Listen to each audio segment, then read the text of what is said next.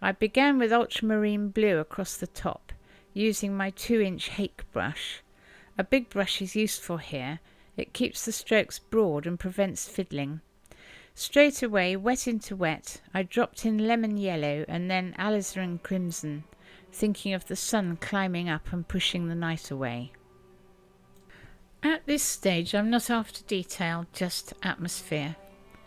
Across the very top of the sky I swept in Payne's grey mixed with a little ultramarine blue. That gives the sense of the darker night sky just retreating. Everything is still wet at this point, so all the colours flow and blend smoothly into one another. That's the joy of watercolour. The paint does a lot of the work for you. Next, I dropped in the distant hills with a very diluted grey-blue, cooler than the sky colours. By keeping those hills pale and soft, they sink back into the distance.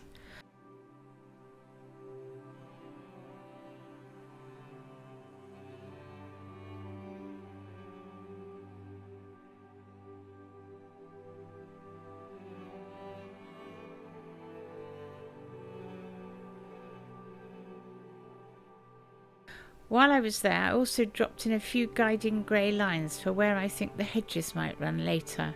They're only hints, but they help me keep the composition in mind as I go.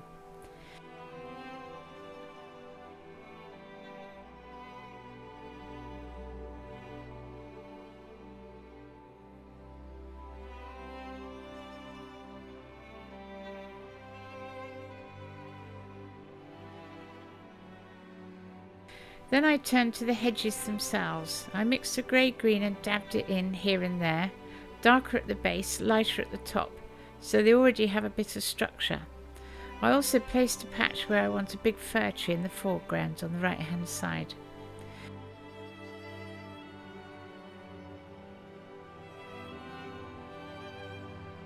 Once all that underpainting was dry, I went back to strengthen the distant hills. This time I used a slightly stronger blue-grey, painted on lightly so the first wash underneath still glows through. Letting the earlier layer influence the new one adds depth without the need for complicated mixing. For this I switched to a size 16 pointed synthetic nylon brush. It's a very useful brush, big enough for washes, fine enough for detail, with a springy point.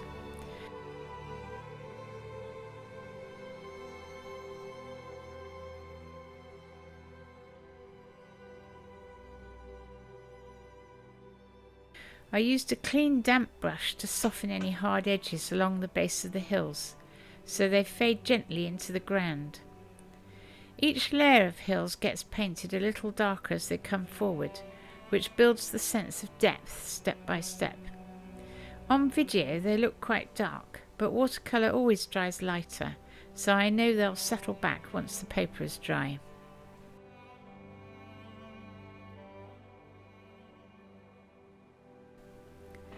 Then the hedges again.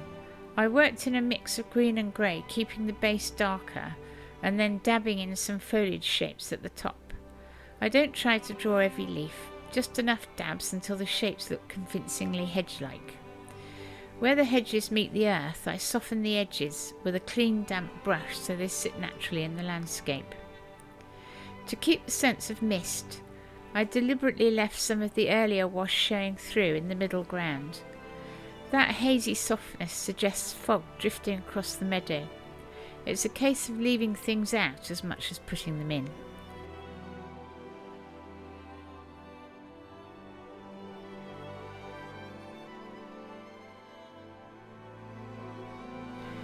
For the nearest fir tree, I used stronger greens with Payne's grey. Short, slightly curved strokes build up the branches, remembering that the tree should be wider at the base and tapering toward the top, and never completely symmetrical. First I used green for the pine needles, then dark grey into the wet paint to suggest shadows under the branches.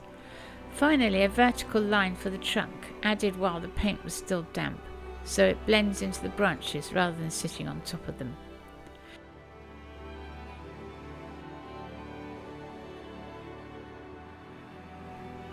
I'm working on a gummed block of 425 grams per square metre watercolour paper.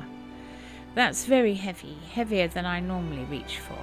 I'm usually quite happy with 300 grams per square metre, but this was the block that came to hand, so that's what I'm using today. A gummed block holds the paper firmly on all four edges, which helps it stay flat under all the washes I'm about to throw at it. The fox came last. I drew him in pencil first, then picked him out with a brown ink pen, a little black ink for definition, and a touch of white ink for his white bits. Over that I painted a warm reddish brown terracotta, so he stands out against the cool background.